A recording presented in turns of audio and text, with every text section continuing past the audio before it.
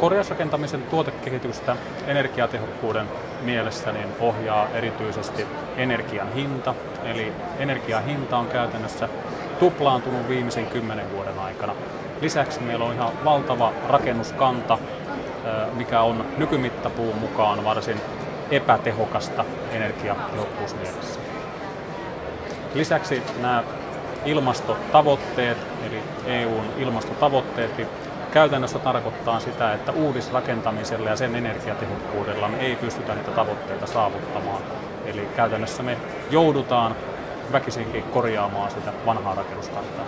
RUC voi auttaa energiatehokkuuden optimoinnissa useammallakin tavalla.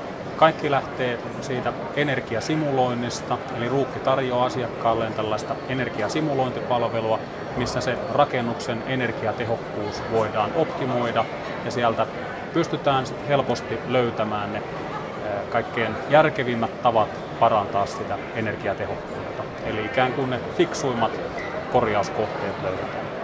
Teollisuushallien korjaamisessa keskeisiä asioita on ensinnäkin se, että yhdistetään tämmöinen julkisivuremontti ja samalla tämä energiatehokkuusremontti. Eli sillä tavalla saadaan se korjausrakentamisen ikään kuin takaisinmaksuaika, se investointi järkeväksi. Korjausrakentaminen kehittyy, uskoisin, hyvin pitkälti siihen suuntaan, että markkinoille tulee uusia ratkaisuja, jotka soveltuu korjausrakentamiseen ja samalla mietitään myös sitä kokonaispalvelukonseptia, eli sitä, että siellä vanhoissa rakennuksissa on olemassa olevaa liiketoimintaa ja jotenkin se korjaus täytyy pystyä tekemään niin, että sitä liiketoimintaa ei tarvitse siellä sitten remontin takia pysäyttää.